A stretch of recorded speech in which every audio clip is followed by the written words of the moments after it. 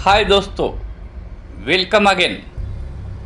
पिछले video part 1 में हमने टेक्निकल फंडामेंटल को कॉम्बिनेशन में कैसे यूज़ करते हैं यह सब देखा। उसे ही हम कंटिन्यू करते हैं। उसके बाद ये अगला स्टॉक है एबीबी इंडिया लिमिटेड। अब एबीबी कैपिटल गुड्स सेक्टर का बहुत ही अच्छा स्टॉक है। 10 फरवरी 2023 का कॉल था मेरा। उसके पहले 9 फरवरी का ये हो रहा होगा, तो मैंने एबीबी का कॉल दिया था 3075, 380 के आसपास। 12 महीने का टारगेट था 3500 और इसको मैंने बिकवाया था 4600 पे। मैंने उसको फिर कंटिन्यू होल्ड करवाया था और लंबा 4600 एग्जिट हो रहा था। हालांकि अभी ये स्टॉक बहुत महंगा हो चुका है, तो वहाँ से भी फ़ायदा हुआ। तो क्यों? देखो, आप स्ट्रक्चर को समझो। आपकी प्राइस बुलिश थी, ब्रेकआउट हो रहे थे, प्राइस यहाँ पर रेजिस्टेंस बनी, नीचे गई। अब यहाँ पर इस ब्रेकआउट में हमें ट्रेड करना चाहिए। ओके, कर सकते हैं, लेकिन यहाँ पर भी एक बार ब्रेकआउट हुआ था। तो यह कौन सा कंसेप्ट है? यह भी कंसेप्ट वही है कि जिसके पास फंडामेंटल सही है। तो जिसके फंडामेंटल सही है, हम वहाँ पर छोटे ब्रेकआउट में भी ट्रेड कर सकते हैं। लेकिन यहाँ पर कंडीशन एक रहेगी कि उसका जो प्रीवियस ट्रेंड है वो बुलिश होना चाहिए। तो प्रीवियस ट्रेंड इसका क्या था? प्रीवियस ट्रेंड इसका बुलिश था। प्राइस थोड़ी सी गिरी थी, फिर साइडवेज हुई और ब्रेकआउट हुआ और ट्रेड कर सकते। तो यहाँ पर मैंने आपको ट्रेड दिया और आज इस शेयर की प्राइस को आप देखो, यहाँ पे आई थिंक 6000 हो गया है। इसका एबीबी का रेट 6000 हो गया है। एबीबी देख लेते हैं एक बार, 6300 हो गया है। उसके बाद भी देखो कितने अच्छे ब्रेकआउट हुए थे। तो यह जो रेंज थी उसकी ब्रेकआउट हुई थी। मैंने आपको ट्रेड यहाँ पर दिया था। उसके बाद देखो फिर ये ब्रेकआउट, मैंने ऑलरेडी ट्रेड दे रखा है, इसलिए मैंने एंट्री नहीं करवाई अगेन। और यहाँ पर देखो फिर से ब्रेकआउट हुआ। कंसेप्ट वही है ब्रेकआउट का।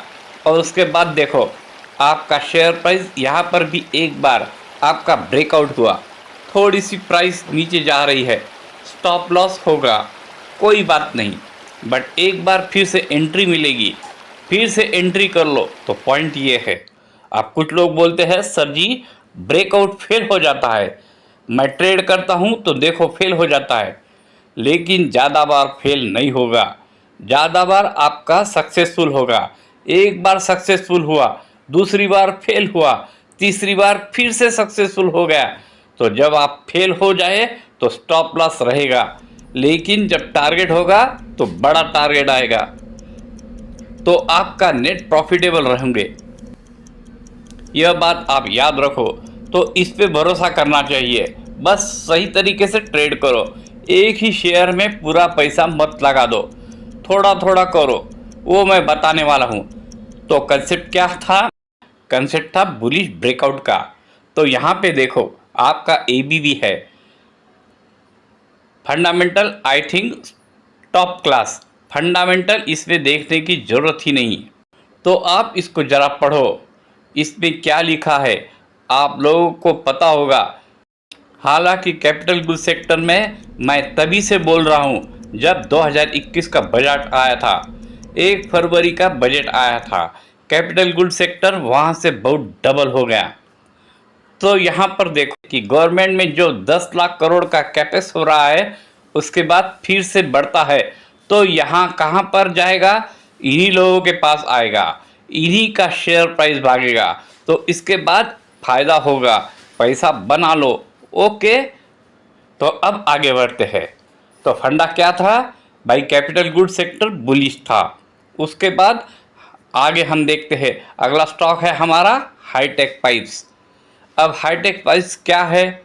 स्टॉक आपका ऊपर गया, रेजिस्टेंस बनाया, फिर ऊपर गया, रेजिस्टेंस बनाया। छोटे रेजिस्टेंस में ट्रेड मत करो, बड़े रेजिस्टेंस यहाँ पे देखो कितना ज़्यादा टाइम पास हुआ नीचे। ये आपका 2023 का जनवरी है और ये आपका सीधे सीधे नवंबर, सीधे सीधे 9-10 महीने का टाइम पास हुआ। और फिर उसके बाद यहाँ पर एक बार ब्रेकआउट देने का ट्राई किया, प्राइस नीचे गई। अब कुछ लोगों को लगे सर जी यहाँ पर तो स्टॉप लॉस हो गया, ओके कोई बात नहीं, निकल जाओ। लेकिन फिर से भाग रहा है तो फिर से चढ़ सकते हो, तो फिर से पकड़ लो। और आप देखो सीधा थोड़ा टाइम पास करने के बाद आपकी प्राइस सीधे सीधे डबल। अब हाईटेक पाइप का उस टाइम पर रिजल्ट क्या था, चलो ये भी देख लेते हैं। ये 2023 का टाइम है, यहाँ पर देखो आपका यह है नवंबर 2023, डेली, सब डेली टाइम फ्रेम। यहाँ पर मैं आपको जो एग्जांपल दिखा रहा हूँ सब डेली पे हो रहा है। अभी वीकली वाले और छोटे वाले मतलब आवरली वाले नीचे आएंगे। अभी मैं सिर्फ एक कंसेप्ट ब्रेकआउट देखो, अभी जो मैं पहला वाला स्कैनर है ना जो आपको ब्रेकआउट देगा उसको समझा रहा हूँ, उसके चार्ट आपको एग्जाम्पल दे रहा हूँ, याद होना चाहिए आपको। अभी दो स्कैनर का एग्जाम्पल बाकी है तो उसमें आएगा। अब यहाँ पर देखो सिंपली आपका ब्रेकआउट हुआ। अब नवंबर 2022 में इसके फंडामेंटल कैसे थे हम एक बार ज़रा चेक करते हैं। हाईटेक पाइप्स फंडामेंटल देखना जरूरी है, बिना फंडामेंटल के नहीं ट्रेड करते, प्रॉफिट लॉस में आएंगे।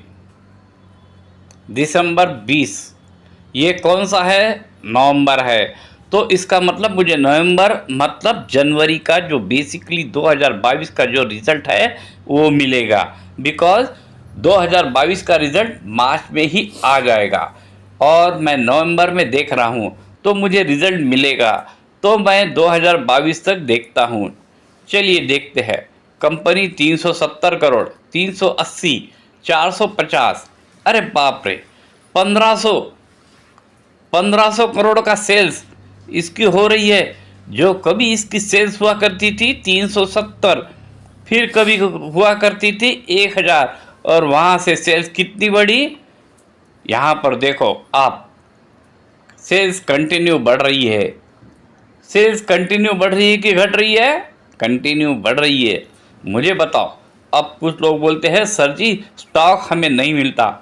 अच्छा, अरे भाई मैंने कहा फालतू के स्टॉक में क्यों पढ़ते हो, वहीं पर ट्रेड करो जहां पर यह सब चीज़ समझ में आ रही है, वहीं पे ट्रेड करो जहां पर यह सब चीज़ समझ में आ रही है।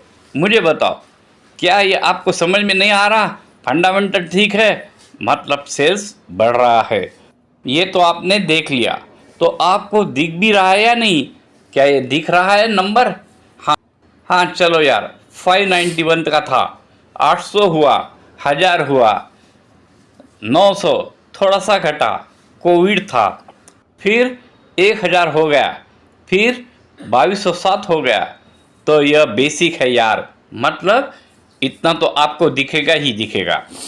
तो मैं बस यही कहना चाहता हूँ कि यहाँ पे आपको यहाँ यह सब दिख रहा है, वहीं पर पैसा डालो, बाकी जगह पैसा मत डालो।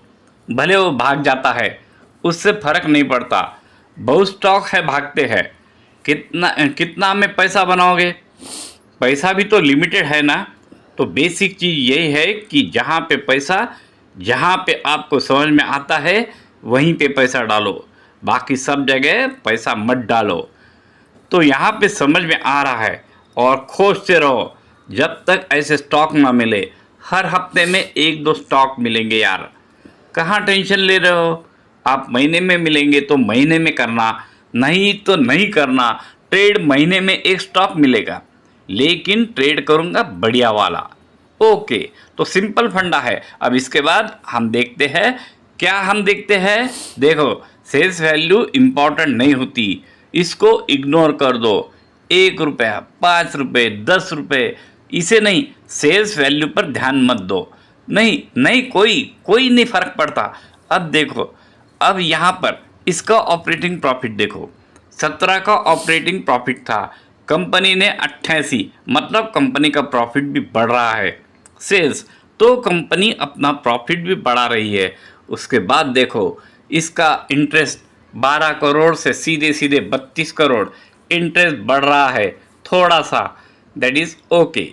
बट कंपनी के प्रॉफिट आप देखो, नेट प्रॉफिट कभी 3 करोड़ के हुआ करते थे, सीधे सीधे 45 करोड़ के हो गए, मतलब 15 गुना जंप आ गया। 15 गुना जंप 10 साल में जो आपका पैट है 10 गुना बढ़ गया। तो ये क्या बता रहा है? यह बता रहा है कि आपकी प्राइस और भी भागेगी। एक बेसिक कंसेप्ट है, आप इसको समझो। तो यहाँ पर आपने अगर देखा होता तो कुछ टाइम के बाद आपको देखो इसमें भी देखो वही चीज़ मैंने कहा ना कि अगर स्टॉक बुलिश है तो टाइम लगेगा, बट आपका अल्टीमेटली रिजल्ट बनेगा। फिर से ट्रेड कर सकते हो, फिर से बनेगा पैसा, कोई दिक्कत नहीं, आपका ट्रेड अच्छा बनेगा।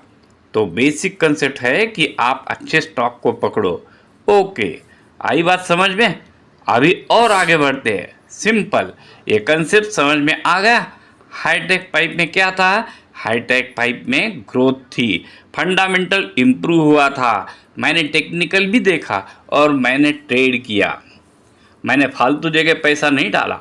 और उसके बाद अगर थोड़ा ऊपर नीचे हो भी रहा है तो मुझे पता है। अच्छा, कुछ लोगों के मन में ऐसा सवाल हो सकता है, सर जी फंडामेंटल ख़राब भी हो सकता है। हाँ, तो स्टॉप लॉस होगा। ऐसा तो नहीं कि आपने ख़रीदा 400 पे और अगले दिन प्राइस खुलेगी 100 रुपये पे, इम्पॉसिबल।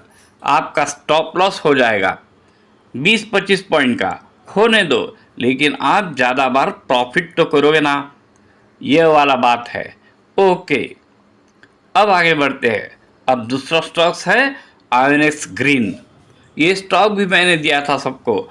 यहाँ पे आपका ओपन हुआ, नीचे गया, कंटिन्यू टाइम पास, फिर यहाँ पर आपका एक बार ब्रेकआउट हुआ, फिर दूसरा ब्रेकआउट आपका यहाँ पर हुआ। अब यहाँ पे देखो ब्रेकआउट होने के बाद टाइम पास कर रहा है, फिर से देखो ब्रेकआउट हो रहा है, फिर से ऊपर जा रहा है। अब अगर आयोनिक्स ग्रीन का मैं देख रहा हूँ, यह 2023 है, तो मुझे ब्रेकआउट मिला अगस्त में और दिसंबर में मिला। चलो देखते हैं दिसंबर में और अगस्त में क्या है। आयोनिक्स ग्रीन देखते हैं, टॉप लाइन चेक करते हैं, 368, 172, अरे बाप रे, टॉप लाइन घटी है। ओके, चलो टॉप लाइन घटी है। आपका ऑपरेटिंग प्रॉफिट 15 से 82 ऑपरेटिंग प्रॉफिट देखो बढ़ रहा है। इसको कैसे समझोगे? इसको ऐसे समझो कि यहाँ पर जब कंपनी की सेल्स बढ़ती है तो खर्चा भी बढ़ जाता है, सेल्स बढ़ती है तो खर्चा कम हो गया, लेकिन सेल्स बढ़ी फिर खर्चा कम। तो यहाँ पर कंपनी अपने सेल्स को बढ़ा रही है नहीं, लेकिन अपने खर्चे को कंट्रोल कर रही है। ये क्या है मैटर? सर एक्सपेंसेस कम। हाँ, ये क्या है मैटर? इसको समझो। हमारे यहाँ शास्त्रों में एक आदर्श नारी का उदाहरण दिया जाता है। सबके घर में हमारी मम्मी है, आपकी जिनकी मम्मी है उनको तो अच्छी बात है। हमारी मम्मी क्या करती है? पापा पैसे लाते हैं तो मम्मी क्या करती है?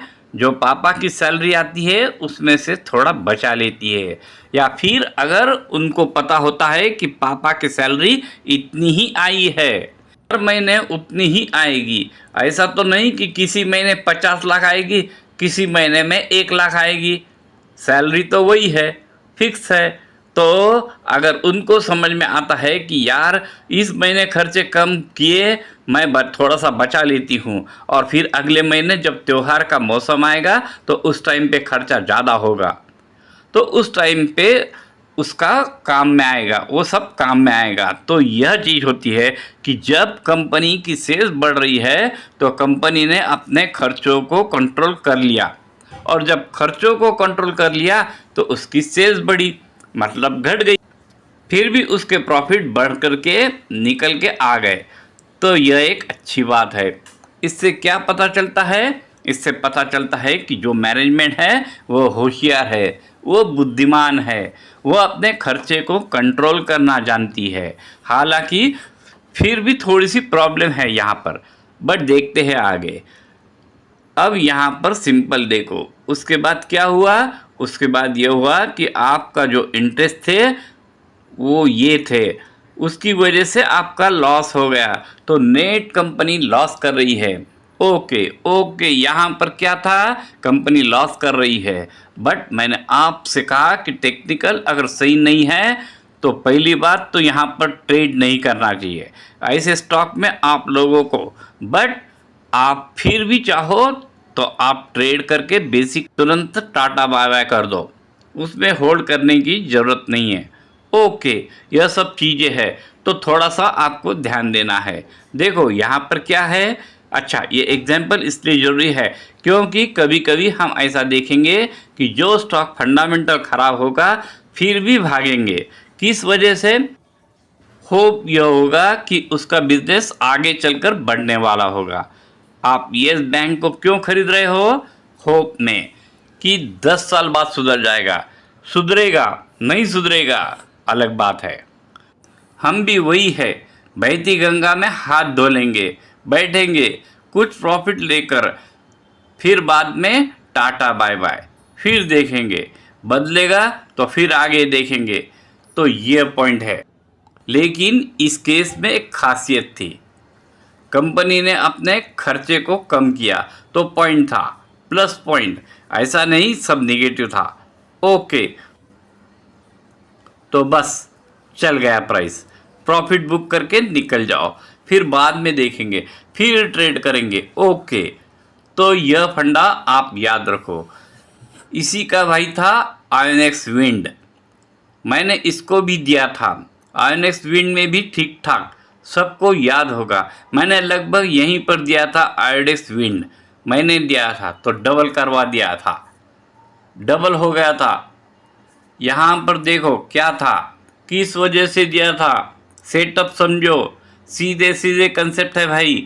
प्राइस आपकी काफ़ी टाइम के लिए साइडवेज थी, हल्का सा ब्रेकआउट हुआ, फिर से नीचे गई, फिर से ब्रेकआउट, तो ये पूरा काफ़ी कंसोलिडेशन था। उसके बाद यहाँ पर फिर से प्राइस आपकी ब्रेकआउट दी, ब्रेकआउट देने के बाद आपकी जो प्राइस है वो नीचे गई, काफ़ी टाइम पास हुआ, 1-2 महीने, 1 महीने टाइम पास, कम से कम यहाँ पर एक वॉल्यूम बनी अच्छी खासी बड़ी बड़ी, फिर ब्रेकआउट हुआ, तो यहाँ थोड़ा सा टाइम पास के बाद आपका चल गया। तो ये मैंने आपको यहीं पे आई थिंक दिया था, और हमने करीब यहाँ पर 460 या 470 के आसपास हम सब निकले थे। ओके, यहाँ पर कंपनी देखो लॉस कर रही है, तो ये थोड़ा सा एक तरीके से गलत मैटर है। बट अब इसमें पॉइंट ये था कि भाई टेक्निकल बुलिश थे तो हमने ट्रेड कर लिया। यहाँ पर ध्यान दो, अब इसमें आपको यह समझ में आना चाहिए, ऐसे स्टॉक में आपको यह समझ में आना चाहिए कि होल्ड नहीं करना है, तुरंत बुक करके निकाल दो। मैंने आपको शुरू में कहा था जहाँ पर फंडामेंटल खराब होगा वहाँ पर आप चाहे तो ट्रेड कर सकते हो, लेकिन इन्वेस्टमेंट बिल्कुल नहीं करना है, ट्रेड करके निकल जाओ, क्योंकि अगर ख़राब हुआ कुछ ना कुछ तो शेयर प्राइस तुरंत आधी हो जाएगी, फिर प्रॉब्लम आ जाएगी। तो ट्रेड करो लेकिन निकल लो। तो कंसेप्ट पूरा याद रखो, टेक्निकल बेसिस पर भी ट्रेड कर सकते हो, बट मैं रिक्वेस्ट करता हूँ कि शुरू में आप 1-2 साल तक सिर्फ फंडामेंटल सही है, टेक्निकल सही है, वहीं पर ट्रेड करो, बाकी सब जगह ट्रेड मत करो। ओके, अगर आपको करना है तो आप ट्रेड कर सकते हो, लेकिन सिर्फ ट्रेड करो, उसको इन्वेस्टमेंट मत करो। आपको पता है कि इसका फंडामेंटल ठीक है, जो इसका एबिडा है वो ख़राब हो रहा है। ओके, फिर अच्छा एबिडा क्यों ख़राब हुआ, तो आप डॉक्यूमेंट सेक्शन पे जाओ, उसको पढ़ो, बता देंगे क्यों ख़राब हुआ। तो वो भी एक रीज़न हो सकता है कि कुछ जेन्युइन रीज़न होगा, बट यहाँ पे कंपनी लॉस कर रही है तो मेरे लिए ये सही नहीं था, तो मैंने उसको प्रॉफिट बुक करवा दिया। ये भी आप याद रखिए। उसके बाद अगला स्टॉक आपका यहाँ पे देखिए, एक्साइज इंडस्ट्रीज़, बहुत ही अच्छा स्टॉक है, लॉन्ग टर्म में पड़ा है, अभी भी मेरे पास पड़ा है, होल्डिंग में है, सब लोगों को मैंने होल्ड करवाया है। कंटिन्यू नीचे था स्टॉक, ब्रेकआउट देने का ट्राई किया, फेल हो गया, फिर से ब्रेकआउट हुआ। और यहाँ पे कितनी पुरानी रेंज है, आप ये देखो, 2020 की रेंज थी और यहाँ पे 2023 के मई जून में आपको ब्रेकआउट आया और फिर आप देख सकते हो स्टॉक अभी भी ऊपर है। अब एक साइड के फंडामेंटल को देखने की ज़रूरत ही नहीं है, सब अच्छा स्टॉक है भाई। बैटरी बनाने वाली कुछ कंपनियों में यह है, इलेक्ट्रॉनिक व्हीकल का नाम हो रहा है, बैटरी भी चलेगी। बैटरी कौन देगा, यह देगी और अमर राजा बैटरी देगी, बस बात खत्म। तो बेसिक कंसेप्ट आप याद रखो। ओके, अब हम आते हैं ट्रिल, ट्रांसफार्मर एंड रेक्टिफायर। मैंने यहाँ पर ट्रेड भी दिया था, तो ट्रिल का मैंने ट्रेड दिया था 75-77 पे, जो कि यहाँ पर कहीं पे थोड़ा सा और मैंने अंदर दिया था, बट यहाँ पे एग्जांपल लेते हैं। ये आपका ब्रेकआउट हुआ, बट ट्राई किया, फेल हो गया, नीचे गया, टाइम पास किया और यहाँ पर फिर से देखो, वॉल्यूम आप देखो। और DYCL भी मैंने दिया था, डायनामिक केबल सॉल्यूशन। यहाँ पर आप देखो, स्टॉक आपका सीधे सीधे डबल। अब ट्रिल में देखते हैं, ट्रिल में भी अच्छी चीज़ थी। ट्रिल में देखते हैं, ट्रिल में यह हमारा हुआ है ब्रेकआउट जून में। अगर देखोगे तो यहाँ पर आपको दिखेगा, इसकी सेल्स आप देखो। वही मैंने इसलिए कहा है कि आप अच्छी चीज़ों पर फोकस करो। मई का भी रिज़ल्ट आ गया था, मतलब जून 23 का भी रिज़ल्ट इसको देखो। ये है कि नहीं खूबसूरत, है कि नहीं, मुझे बताओ, यह खूबसूरत है कि नहीं भाई। देखो तो EPS पी रेशो सब ध्यान मत दो, अभी मैं बताऊंगा सबको, बट पॉइंट देखो कि भैया मुझे दिख रहा है, हाँ सही है, मेरा ब्रेकआउट भी हो रहा है और मुझे यहाँ पर फंडामेंटल भी इम्प्रूव दिख रहा है। सही स्टॉक दिख रहा है कि नहीं, दिख रहा है कि नहीं, बताइए, ख़राब है या सही। मैंने तो 77 पे दिया था, बहुत बढ़ चुका है, एक्सपेंस कम हुआ है, तो यहाँ पे फंडामेंटल्स अच्छे बढ़े हैं कि नहीं। ओके, तो ऐसे स्टॉक को देखो, जो मिले तो ट्रेड करो, नहीं तो फिर रहने दो। सिंपल फंडा है, मत ट्रेड करो, या फिर ट्रेड करना है तो ट्रेड करके इन्वेस्टमेंट मत करो, ट्रेड करके निकल जाओ। ओके, तो ट्रिल आपका चला। अब देखते अभी कहाँ पर है, यहाँ देखिए 395, मतलब 77 पर मैंने दिया था। तो एक एक बेसिक स्ट्रक्चर है, आप इसको समझो, सेटअप को समझो। ओके, अभी भी ब्रेकआउट हो रहा है तो अभी भी ट्रेड कर सकते हैं, कोई दिक्कत नहीं। स्टॉप लॉस छोटा सा होगा, यह स्टॉप लॉस लेकर ट्रेड कर सकते हैं क्योंकि फंडामेंटल सही है। सर यह TTM फुल ईयर का होता है, TTM 12 महीने का होता है, मैंने आपको दिखाया था, पिछले 12 महीने का होता है TTM देख करके पता चल जाता है कि अल्टीमेटली ग्रोथ आने वाली है या नहीं। जैसे कभी कभी ऐसा होता है कि आपको नहीं लगे यार ग्रोथ है कि नहीं, तो आप TTM देख लो, TTM अगर बड़ा है पुराने वाले से तो समझो ग्रोथ है। ऐसा तो यह हो गया। अब मैं अगले दूसरे वाले कंसेप्ट पे चलता हूँ। इसमें गुरु मंत्र कुछ आप ले लो, गुरु मंत्र मैं आपको देता हूँ। टेक्निकल, ये कौन से थे, ये हमारे थे जो मेरा पहला वाला टेक्निकल स्कैनर था, उसको रन किया मैंने और देखा कहाँ पर ब्रेकआउट हो रहा है, और फिर मैंने फंडामेंटल चेक किया, फिर मैंने ट्रेड किया। स्कैनर कैसे करते हैं वो मैं लास्ट में बताने वाला हूँ, वह एक प्रोसेस है, बट अभी कंसेप्ट समझ लो। अब यहाँ पर देख सकते हो कि मैंने सिर्फ उन्हीं ब्रेकआउट को दिखाया है जो सक्सेसफुल हुए हैं। ओके ओके, तो देखो हर ब्रेकआउट सक्सेसफुल नहीं होता, हमें पता है, लेकिन हम रिस्क टू रिवार्ड अगर फोकस करेंगे मतलब स्टॉप लॉस होगा तो 10 रुपये का होगा, 20 रुपये का होगा, लेकिन अगर टारगेट होगा तो 30 रुपये का, 40 रुपये का होगा। तो ऐसे में हम अगर 10 में ट्रेड करेंगे, 10 में से 5 में भी लॉस हो गया, 5 में भी प्रॉफिट हो गया, तो भी हम प्रॉफिट ज़्यादा करेंगे, लॉस कम करेंगे, तो नेट प्रॉफिटेबल रहेंगे। यह वाला फंडा है। ओके, और दूसरी चीज़ ये है कि हम फंडामेंटल को भी देख रहे हैं ना, हम ऐसे तो मतलब गेस वर्क तो कर नहीं रहे, फंडामेंटल भी देख रहे हैं। तो वो भी याद रखो, फंडामेंटल सही है तो वो अच्छा चलेगा। ओके, उसके बाद अब यहाँ पे कैच है, पुराने जितने बड़े ब्रेकआउट्स होंगे मतलब जितने पुराने रेंज का ब्रेकआउट होगा वो अच्छा होगा। तो आप नए ब्रेकआउट पर ट्रेड मत करो, पुराने वाले पे मतलब 3 महीने से 4 महीने से पुरानी रेंज हो जहाँ पर प्राइस ऊपर जाके नीचे पहले टाइम पास कर रही हो, उसको करो। ऐसे वाले को मत करो जो तुरंत भाग जाते हैं। ये शॉर्ट टर्म के लिए सही होते हैं, इन्वेस्टमेंट के लिए नहीं होते। शॉर्ट टर्म के लिए नहीं, ये वाले मत करो, इन पे फोकस करो जो बड़े रेंज पे होते हैं ब्रेकआउट। तो आप अगर बड़ी रेंज के ब्रेकआउट को पकड़ना सीख जाओगे तो अपने आप आपको होगा प्रॉफिट, हर दिन मिलेगा। महीने में अगर 3-4 भी मिल रहा है तो भी कोई टेंशन नहीं, पैसा डाल दो, पैसे डबल हो रहे हैं, देख रहे हैं आप। ओके, हालांकि इसके साथ एक मार्केट का भी लॉजिक है जो मैं आपको बताने वाला हूँ, बट अभी यहाँ पे आगे बढ़ते हैं। उसके बाद पॉइंट ये है कि इसका प्राइस एक्शन भी एक इम्पॉर्टेंट है। मतलब यहाँ पर मैंने क्या किया, मैंने उन्हीं स्टॉक को लिया जो पहले बुलिश थे, फिर साइडवेज हो करके ब्रेकआउट दे रहे हैं।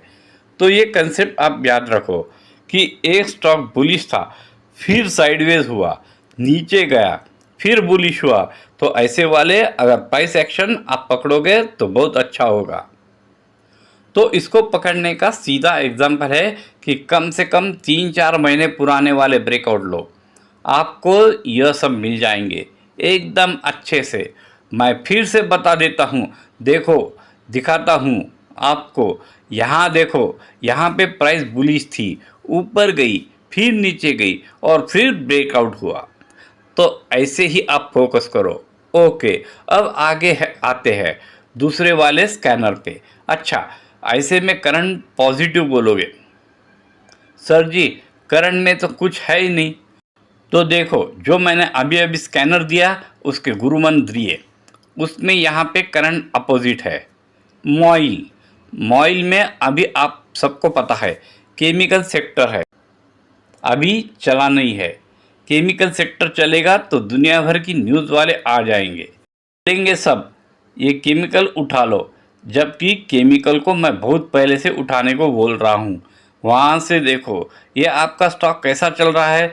तो अभी भी मॉइल में ब्रेकआउट हुआ था, फिर प्राइस नीचे गई थी, तो ये मत सोचो कि गिर गया है, चांस है खरीदने का। स्टॉप लॉस, इसके नीचे का ये स्टॉप लॉस लेकर के होल्ड करो। क्यों?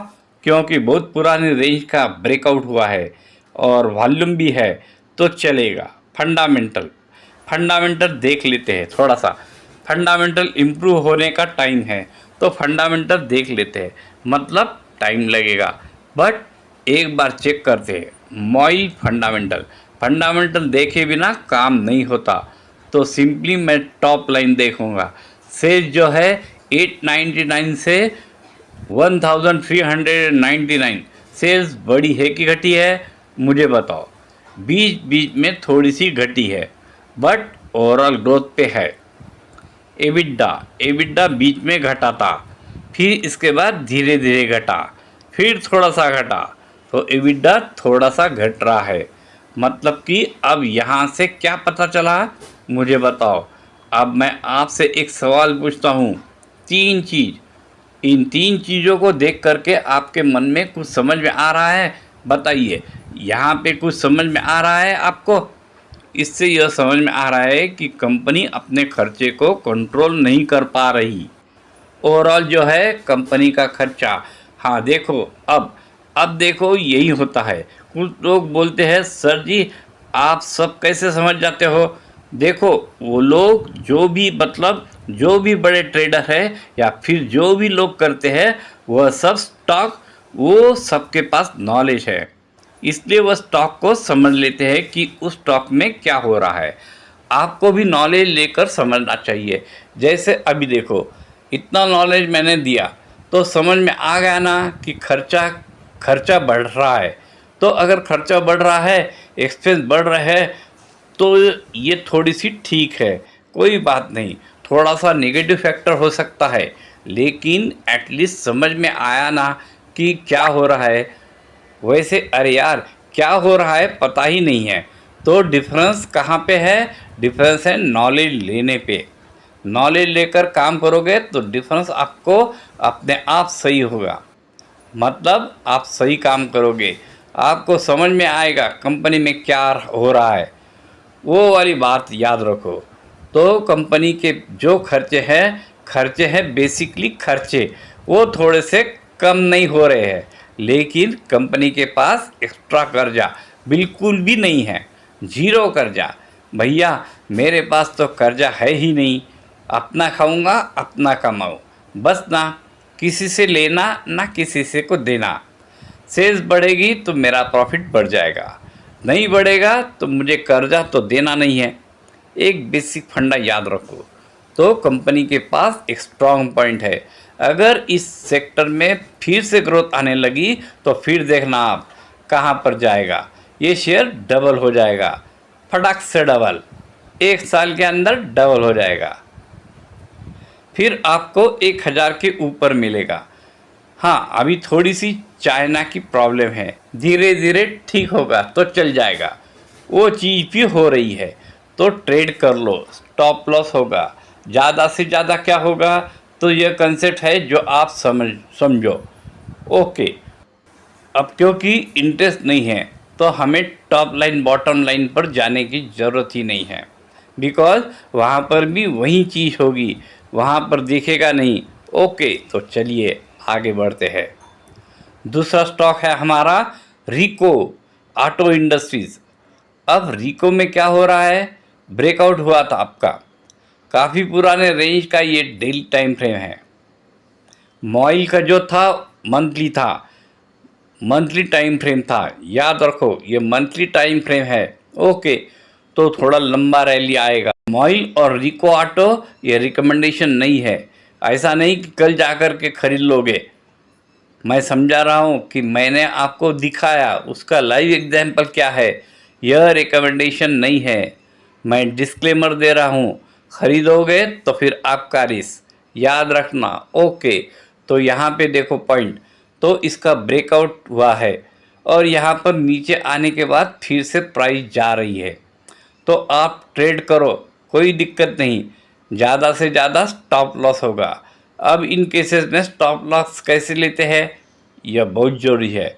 तो देखो स्टॉप लॉस का फंडा क्या है, स्टॉप लॉस और टारगेट। तो टारगेट में क्या है, सीधे सीधे 50% का रिटर्न या 100% का रिटर्न, उसके पहले निकलना ही नहीं। लेकिन स्टॉप लॉस जाए तो होने दो। स्टॉप लॉस जो हम करते हैं वो कैसे करते हैं मैं बता दूँ। देखो जहाँ पर आपका ब्रेकआउट हो रहा है उस कैंडल के थोड़ा सा नीचे, आप ब्रेकआउट कैंडल के नीचे थोड़ा सा स्टॉप लॉस रख दो। यहाँ पर आपका ब्रेकआउट हो रहा है तो इसके नीचे थोड़ा सा स्टॉप लॉस रख दो।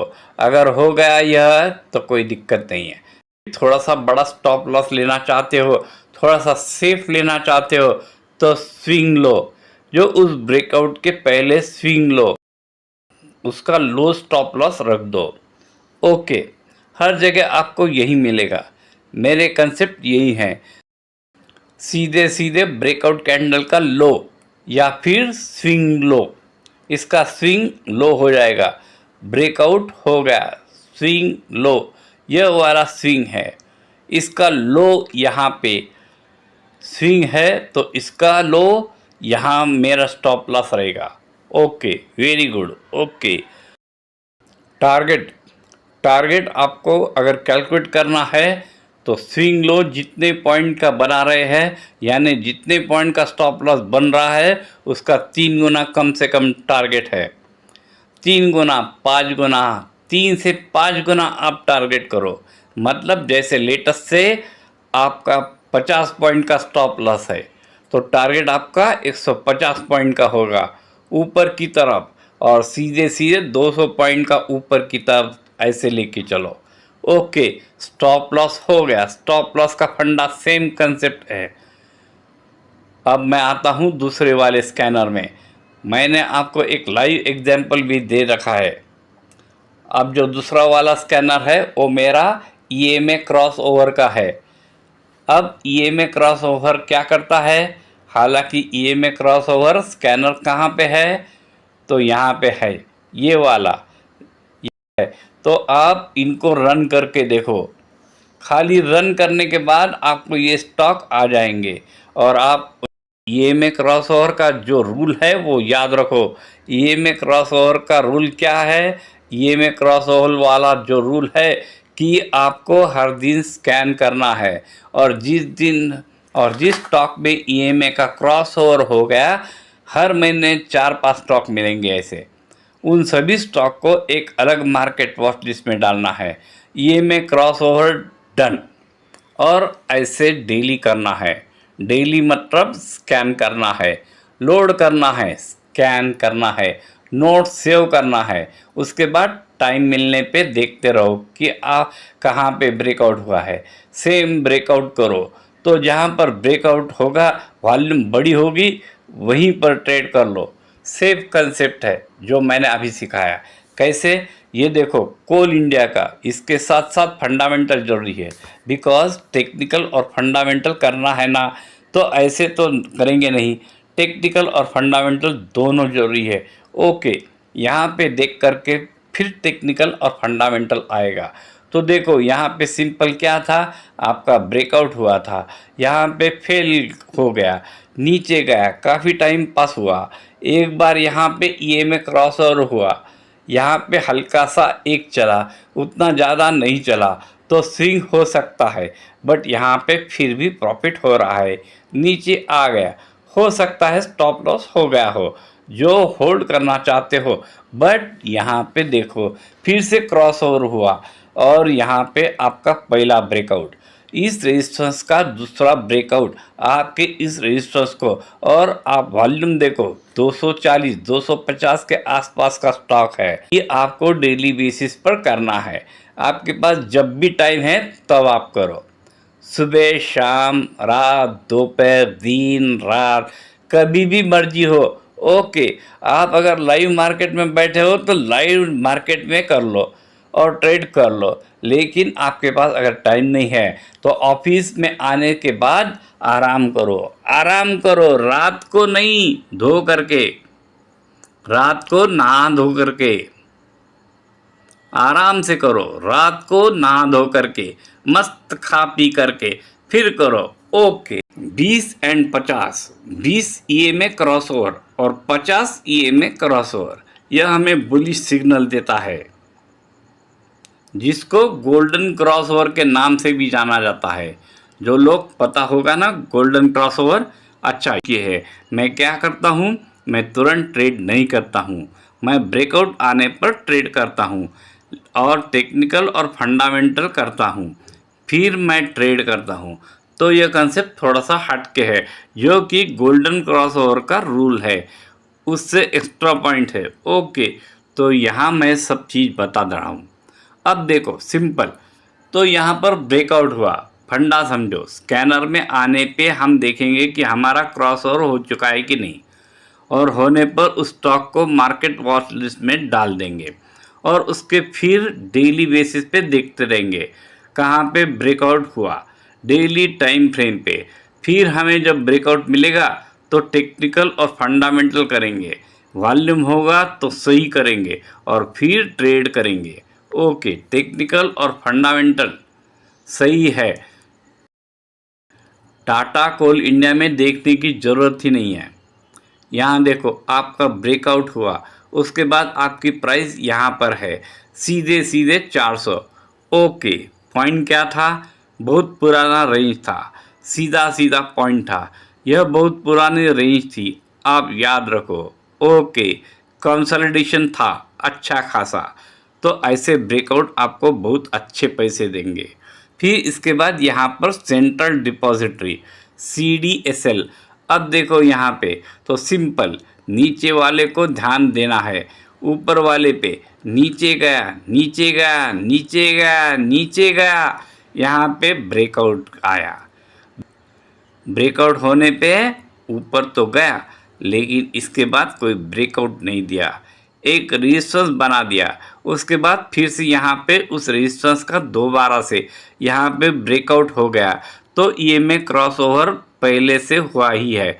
तो मैं फिर से कह रहा हूँ कि आपके EMA क्रॉसओवर होने पे आप मार्केट वॉच में डाल लो, और जब ब्रेकआउट हो तब ट्रेड करो, कंडीशन देखते रहो। आपका वहाँ पर हुआ, स्टॉक गया ऊपर और फिर नीचे, फिर वापस आ रहा है तो ट्रेड करो, फिर से सपोर्ट के पास है।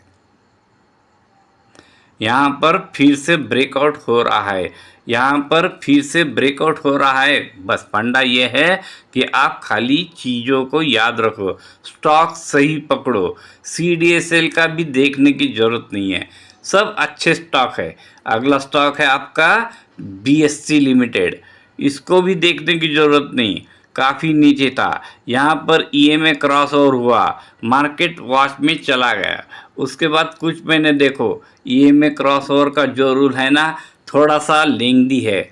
मैं फिर भी बता देता हूँ कि पहले से बता दूँ, मतलब आप लोग मत बोलना सर जी ले लिया, लेकिन मज़ा कब आएगा पता है? जैसे आपने स्कैन किया, 10-5 दिन तक स्कैन कर लिया, तो अब आपके पास माल इकट्ठा होंगे, उस माल में से आपको ब्रेकआउट मिलना शुरू हो जाएगा।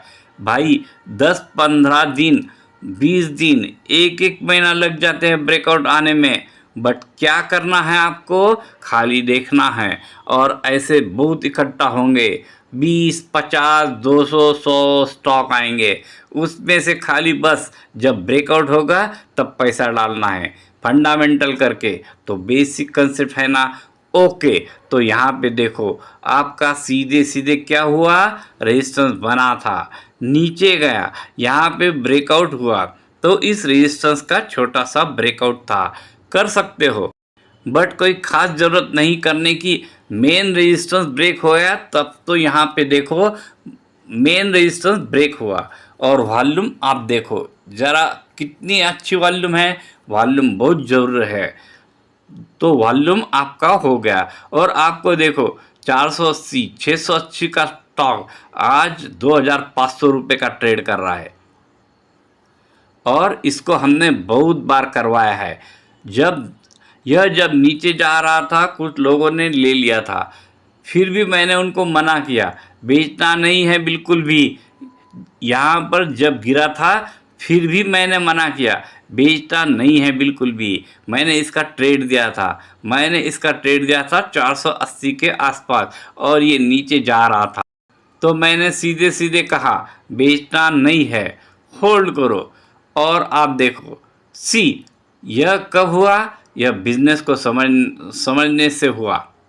तो पॉइंट यह है कि आप बिजनेस समझोगे, फंडामेंटल समझोगे, तो आपको थोड़ा सा और एक्स्ट्रा नॉलेज आएगा। ओके, तो चलो एक कंसेप्ट था,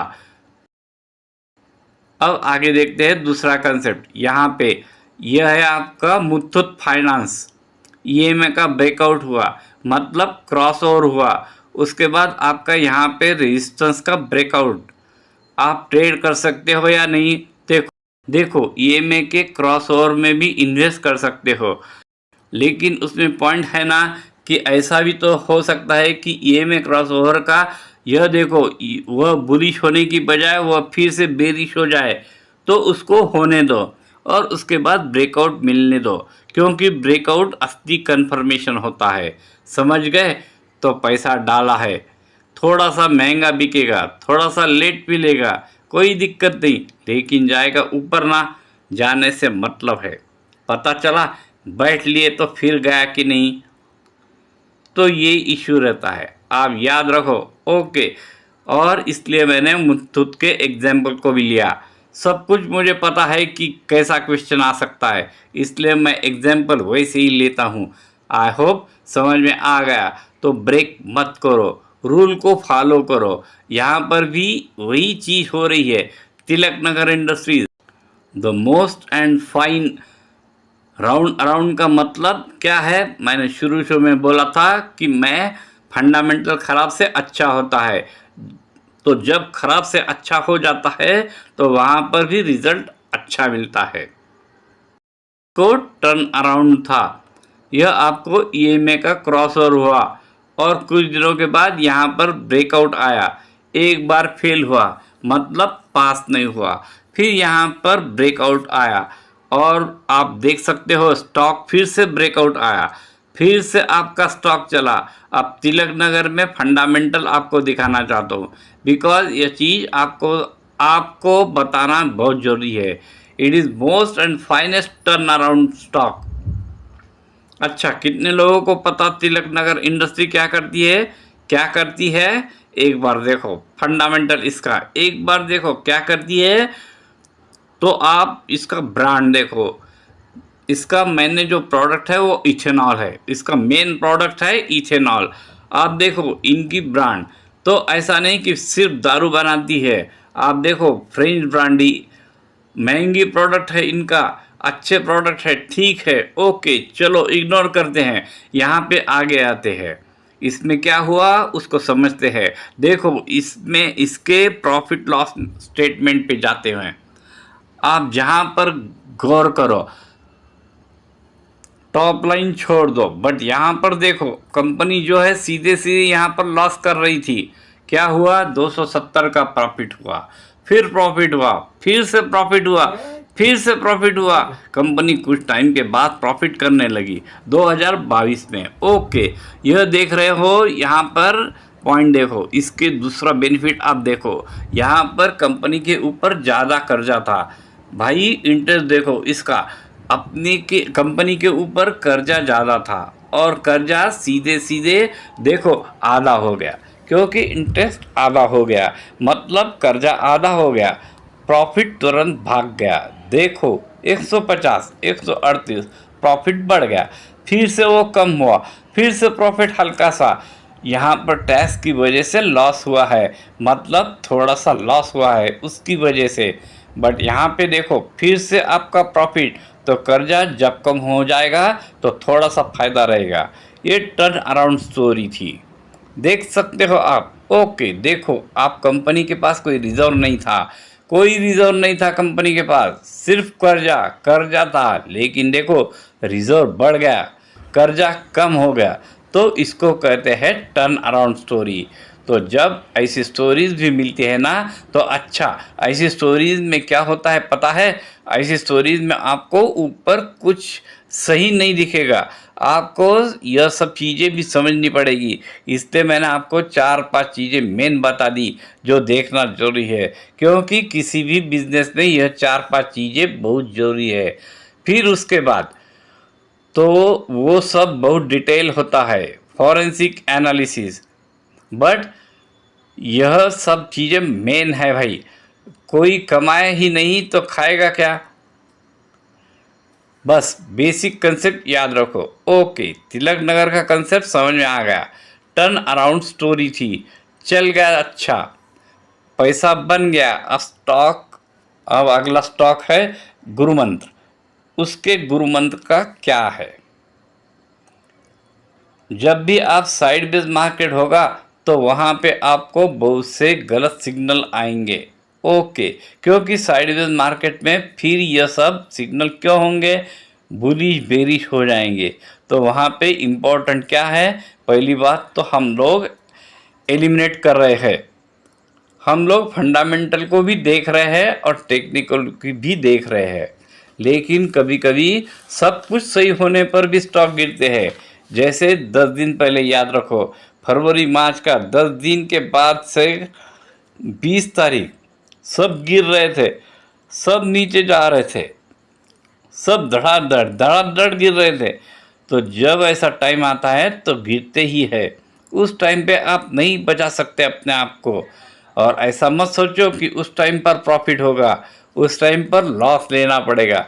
लेकिन लॉस कैलकुलेटेड होना चाहिए, ज़्यादा बड़ा नहीं होना चाहिए। यह पॉइंट याद रखो। दूसरा पॉइंट ऐसा है कि टाइम पर आपकी प्रॉब्लम तो होगी, लेकिन इससे बचने का भी एक तरीका है। आप यह भी देखो कि किस सेक्टर में रैली है। उस सेक्टर में पैसा डालोगे तो वहाँ पर थोड़ा पैसा बनने का चांस अच्छा रहेगा। तो आप सेक्टर की एनालिसिस भी करना सीखो। ओके, सेक्टर की एनालिसिस करना भी सीखो तो आपको कैसे पता चलेगा कि किस सेक्टर में रैली है। तो इसके लिए क्या करना है, उसमें पैसा डालो जहाँ पर सेक्टर बुलिश हो। तो तीन चीज़ आ गई, जहाँ पर टेक्निकल बुलिश हो, फंडामेंटल बुलिश हो और जहाँ पर सेक्टर भी बुलिश हो। तो टेक्निकल, फंडामेंटल, सेक्टर, ऐसे पैसा बनाओगे तो अच्छा पैसा बनेगा। वहीं पे प्रॉफिट हुआ, प्रॉफिट में चला गया तो टर्न अराउंड स्टोरी, इसको कहते हैं turn around story. Zomato loss में प्रॉफिट में आ गया तो टर्न अराउंड हो गया, भाग गया प्राइस। ओके, सेक्टर देख सकते हो। अब इसके बाद स्विंग कैसे करोगे और इंट्राडे कैसे करें। देखो, स्विंग में और इंट्राडे में वो थोड़ा सा प्रोफेशनल है और वो आपको समझना पड़ेगा। और स्विंग के लिए आपको फंडामेंटल बहुत ज़्यादा देखने की ज़रूरत नहीं है। बट मेरा ऐसा कहना है कि जो फंडामेंटल स्ट्रांग है उनमें करो, क्योंकि अगर आप 2 बार गलत भी हो सकते हो तो भी आपके पास अच्छे स्टॉक रहेंगे। तो होल्ड करके जो, तो वो कैसे, वो कहाँ पर करोगे, तो वो जो स्विंग करने के लिए स्टॉक आपको मिलेंगे वो मिलेंगे फंडामेंटल स्कैनर में। तो फंडामेंटल का स्कैनर मैंने बना रखा है। इसमें जो स्टॉक है मार्केट वॉच में लोड करो और उनमें आपको जो स्विंग करो। कैसे स्विंग करने की एक कंडीशन है, स्विंग करने की एक कंडीशन यह है कि सबसे पहले उसको डेली पर बुलिश होने दो, डेली पर, वीकली पर बुलिश होने दो। उसके बाद बुलिश हो गया, अब उसको मार्केट वॉच में लोड कर दो। अब उसके बाद फिर जब उसमें 15 मिनट में या फिर 30 मिनट में या फिर 1 घंटे में, चाहे आप 15 मिनट करो चाहे 5 मिनट करो, जो भी आपको अच्छा लगे उसमें वो फिर से बेरिश हो जाए और फिर से बुलिश होने को ट्राई करे और फिर से ब्रेकआउट मिले तब ट्रेड करो। तो इसमें क्या होता है पता है, जो हमने डेली पे कंसेप्ट समझा है कि जो ब्रेकआउट हो रहा है वही कंसेप्ट आपको 5 मिनट में भी मिलेगा, 15 मिनट में भी मिलेगा। बट कंडीशन है कि वो डेली पर बुलिश हो जाना चाहिए और वीकली पर बुलिश हो जाना चाहिए। डेली या फिर वीकली, दो में से कोई एक में बुलिश हो जाना चाहिए। और जब वहाँ पे बुलिश हो गया तो उसके बाद 15 मिनट और 5 मिनट में देखो, वहीं यह वाला प्राइस एक्शन ब्रेकआउट और फिर उसमें ट्रेड करो। वहाँ पर भी वॉल्यूम को ध्यान देना है और आपको पैसा बनेगा। 60 मिनट आपका स्विंग के लिए जाएगा, 15 मिनट भी आपका स्विंग के लिए रहेगा, 5 मिनट आपका इंट्राडे के लिए रहेगा। 15 मिनट और 5 मिनट में यह बेनिफिट है कि वो इंट्राडे में भी जा सकता है और स्विंग में भी जा सकता है। लेकिन 60 मिनट वाला जो इंट्राडे कम और स्विंग ज़्यादा ही रहेगा। और आप डेली बेसिस पे इसमें ट्रेड करो। जो स्विंग डेली मैंने अभी बताया कि जो वीकली और डेली पे बुलिश है, तो उसको कैसे समझोगे, इसका एग्जांपल लेते हैं। जैसे चलिए, यह है हमारा LNT का स्टॉक, लार्सन एंड टुब्रो का। लार्सन एंड टुब्रो का स्टॉक जो है वो मैंने देखा डेली पर बुलिश था, फिर नीचे गया था, थोड़ा सा नीचे था और फिर यहाँ पे देखो ये 1 घंटे का चार्ट है। यहाँ पे देखो 1 घंटे का चार्ट, वो डेली पे बुलिश था, डेली पे बुलिश, हाँ डेली पे बुलिश था और डेली पे बुलिश होने के बाद वो 1 घंटे में देखो नीचे गया था और वही प्राइस एक्शन बनाया, यहाँ पे ब्रेकआउट आया, हमने पैसा डाला, देखो डेली पर बुलिश है, फिर नीचे गया, थोड़ा सा साइडवेज हो गया, फिर आपको वो आवरली में अगर चला गया, मैं जाऊंगा तो आवरली में बुलिश दिखेगा, वहाँ पर देखो डेली पे भी दिख रहा है, और यहाँ 3400 समथिंग था और आज अभी 3700 के ऊपर है, मतलब 400 बढ़ गया। कंसेप्ट क्या था? डेली पे बुलिश था, यहाँ पर भी देखो ब्रेकआउट हो रहा है, उसको भी ट्रेड करो, कोई टेंशन लेने की ज़रूरत नहीं है, बिकॉज डेली पे बुलिश है। सेम कंसेप्ट, ये आपका स्टॉक है, ब्रेकआउट हुआ है यहाँ पे और डेली पर बुलिश है। अब जब डेली पर बुलिश हो तो आप यहाँ पे ये 5 मिनट में इसका ब्रेकआउट होगा, मतलब 5 मिनट के टाइम फ्रेम पे यहाँ पे ब्रेकआउट मिलेगा। आप इसको ट्रेड करो। कैसे? देखो यहाँ पे डेली पर बुलिश था, फिर नीचे गया और यहाँ पे साइडवेज हुआ, रेजिस्टेंस बनाया, फिर साइडवेज हुआ, रेजिस्टेंस बना, फिर यहाँ पे ब्रेकआउट आया। आवरली देख लो, आप यहाँ पर ट्रेड कर लो। 15 मिनट का ये ब्रेकआउट है। ओके, जो मार्केट वॉच में स्टॉक आ रहे हैं, जो फंडामेंटली सही है, टेक्निकली सही है, बुलिश है, उनको अलग मार्केट वॉच लिस्ट में रखो और उनको पालते रहो, क्योंकि उनमें आपको अपॉर्चुनिटी मिलेगी, पैसा मिलेगा, पैसा बनेगा। यह बेसिक कंसेप्ट याद रखो। ओके, तो सिंपल, डेली हमारा ब्रेकआउट हुआ है डेली टाइम फ्रेम पे। उसके बाद देखो फिर आपका यह 15 मिनट का टाइम फ्रेम है। देखो मार्केट वॉच बनाना पड़ेगा। मार्केट वॉच आपकी धरोहर है, जैसे कि बच्चों को आप पाल पोस के बड़ा करते हैं। प्राइस नीचे गई थी, यहाँ पर आपका ब्रेकआउट हुआ, यहाँ पर 2 बार आपका ब्रेकआउट हुआ, यहाँ पे 3 बार आपका ब्रेकआउट हुआ। बिंदास ट्रेड करते रहो। अब इसके लिए थोड़ा सा एक्टिव रहना पड़ेगा। जो स्विंग का रूल है, इसमें आपको एक्टिव रहना पड़ेगा, क्योंकि स्विंग इंट्राडे वालों को काम है, जो प्रॉपर एक्टिव है उनका काम है। जिनके पास टाइम नहीं है वो लाइव मार्केट में बैठे रहने को आराम से करेंगे, वो बात याद रखो। अब यहाँ पर कुछ रूल्स मैंने बताना चाहता हूँ, फिर मैं आगे चलूँगा। रूल्स यह है कि हमेशा नई अपॉर्चुनिटी पे ध्यान दो, किसी पुराने शेयर को चेक मत करो। जिसमें आपने ट्रेड नहीं ले पाए सही टाइम पे, उसको भूल जाओ, उसको ट्रेड मत करो। नए अपॉर्चुनिटी को चेस करो। कुछ लोग बोलते हैं सर जी छूट गया, मैं फिर से ले लूँ क्या? नो, सेटअप जब तक बने तब तक ट्रेड मत करो। सेटअप जब तक ना बने तब तक ट्रेड मत करो। कभी भी न्यूज़ के बेस पर स्टॉक सेल मत करो, बाय सेल मत करो, जब तक कि आप उस न्यूज़ को अच्छे से अंडरस्टैंड नहीं करते। क्या होता है, यहाँ पर न्यूज़ फैलाई जाती है, तो जब तक आप न्यूज़ को समझ नहीं पा रहे हो तब तक आप उसमें ट्रेड मत करो। समझ में आ रहा है तो ट्रेड कर सकते हो, लेकिन नहीं आ रहा है तो मत ट्रेड करो।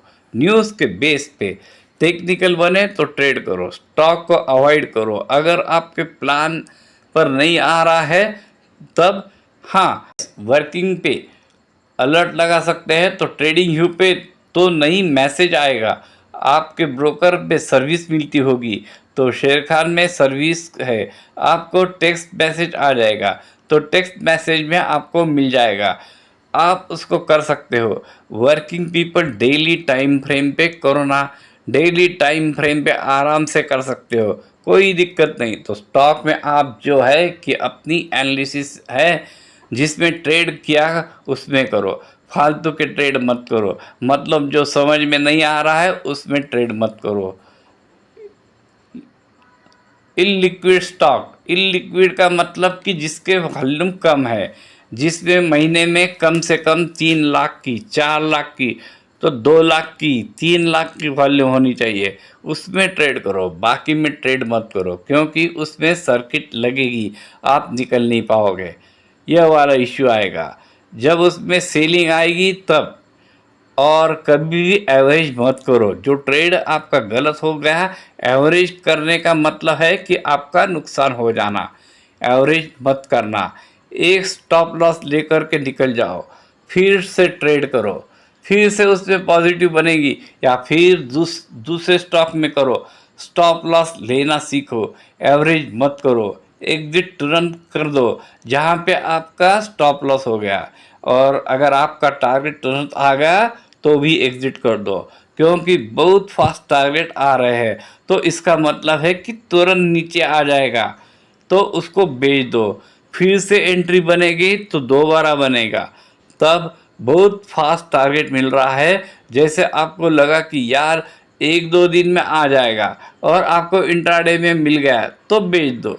टारगेट जल्दी आ जाए तो बेच दो। सिंपल, प्रॉफिट बुक करके निकल जाओ और अपनी पूरी कैपिटल को 10 पार्ट में डिवाइड करो, और उस पार्ट में से एक स्टॉक की अपॉर्चुनिटी में एक पार्ट इन्वेस्ट करो। इससे आपका डाइवर्सिफाइंग हो जाएगा और आपका लॉस बड़ा नहीं होगा। ये बात याद रखो। ओके, अब हम आते हैं उस पॉइंट पे जो कि था स्कैनर्स। इसको हम इस्तेमाल कैसे करेंगे, डेली बेसिस पे कैसे करेंगे, स्कैन कैसे करेंगे, तो चलो मैं बताता हूँ। ओके, तो सिंपली आपको पता होना चाहिए ताकि आप कैसे करोगे। वो तो सिंपली मैं चलता हूँ, अभी इस स्कैनर को आपको रन करके दिखाता हूँ। मैं सिंपली यहाँ पे आ जाऊँगा। यहाँ पे मैंने मार्केट वॉच बना रखी है, तो मैं इसको हटा दूँगा, डिलीट करूँगा। बस मुझे यहाँ पे करनी है चार्टिंग। चार्टिंग की लिंक यहाँ का यह स्कैनर मिलेगा, आप उसको सेव कर लेना। ओके, सेव करने के बाद इसे आप डेली रन करोगे। यहाँ पर आपको देखो यह नीचे स्टॉक आ जाएंगे। कितने स्टॉक आ रहे हैं? 159 स्टॉक आ रहे हैं। 159 स्टॉक बहुत कम है, कोई दिक्कत नहीं, आप देख सकते हो। फिर एक्सेल पर क्लिक करो। यह डेली बेसिस पर आपको करना है। लोड करने के लिए एक्सेल क्लिक करके एक्सेल को ओपन कर लो। ओपन करने के बाद आप एक्सेल में एनेबल एडिटिंग करो। एनेबल एडिटिंग करो ताकि आप उसको एडिट कर सके। उसके बाद आपको क्या करना है, एक फार्मूला लगाना है। फार्मूला कौन सा है? इज इक्वल टू कर लो, इज इक्वल टू, फिर इसको सिलेक्ट कर लो। तो जो आपका स्टॉक का सिंबल है, फिर एंड की बटन, फिर double quotation, open, comma, double quotation, close और एंटर, ये आप करो। और इससे आपको सबके पास में कॉमा लग जाएगा, और इससे आपको सबके पास में कॉमा लग जाएगा। फिर आप यहाँ पर डबल क्लिक करके नीचे वाले पे सिलेक्ट कर लो। फिर यहाँ पर आपको सिलेक्ट 25 स्टॉक सिलेक्ट कर लो एक बार में, ज़्यादा मत करो, 25 करो। 25 को सिलेक्ट करके कंट्रोल सी से कॉपी करो, और ट्रेडिंग व्यू पर आकर यहाँ पर आकर के ट्रेडिंग व्यू पे आप इस प्लस पर क्लिक करके यहाँ पर आके कंट्रोल सी से कॉपी करके एंटर मार दो। स्टॉक आपके 25 एक सेकंड में लोड हो जाएंगे। उसके बाद आपको क्या करना है, आपको देखना है कि कहीं ब्रेकआउट तो नहीं हुआ है। बट जैसा कि मैंने आपको बताया कि छोटे रेंज में ब्रेकआउट पर ध्यान मत दो, बड़े रेंज के ब्रेकआउट पर ध्यान दो, तो आप यहाँ पर पैसा लगाओ। ओके, उसके बाद एक बार मैं अपने ईएमए वाले स्कैनर को दिखा देता हूँ कि उसको कैसा करेंगे। यह कौन सा स्कैनर था? यह स्कैनर था जहां पर आप आराम से ब्रेकआउट को फाइंड आउट करके स्विंग वाले स्टॉक, इंट्राडे वाले स्टॉक, ये सब फाइंड आउट कर सकते हो। ओके, उसके बाद ईएमए वाला कहाँ पे होगा? ईएमए वाला भी वहीं पे होगा जहाँ पे आप सेव करोगे। EMA crossover. अब इसको रन करके फिर से यहाँ पर एक्सेल पे लोड करना है। एक्सेल लोड करने के बाद एक्सेल को ओपन करना है।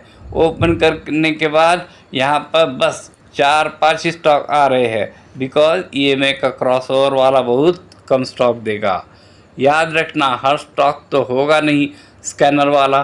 तो यहाँ पे क्या करना है, इज इक्वल टू, इसको सिलेक्ट किया and double quotation open comma double quotation close enter select किया। देखिए यहाँ पर मैं नहीं बता सकता कि 5 के ऊपर नहीं होंगे क्योंकि क्रॉस ओवर तो ज़्यादा नहीं होता। तो ये देखो चॉइस है, रेनबो है। अब इन सब में ब्रेकआउट हुआ है किस पे, ईएमए का। तो इसको आपको मार्केट वॉच में डाल देना है।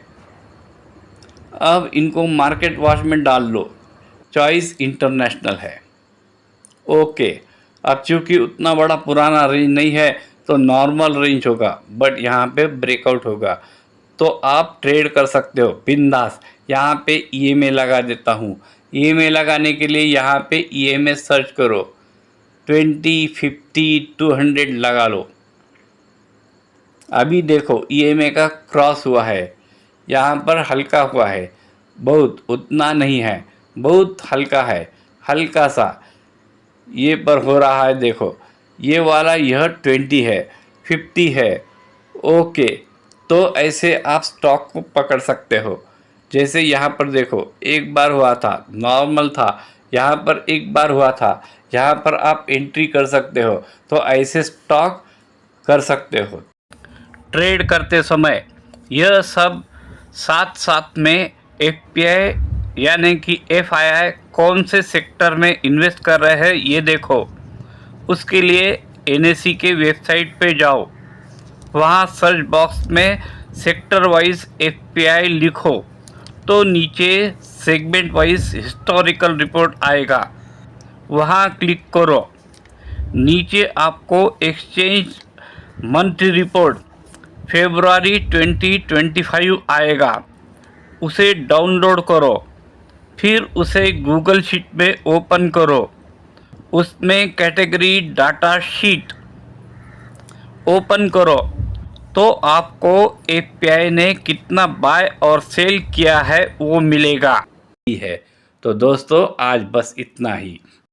ओके, अब थैंक यू, आप लोगों ने ज्वाइन किया और टाइम दिया, तो थैंक यू वंस अगेन मुझे ज्वाइन करने के लिए। और आज का टॉपिक अच्छा लगा तो लाइक कीजिए, दोस्तों के साथ शेयर कीजिए और चैनल को सब्सक्राइब ज़रूर कीजिए। Thank you very much.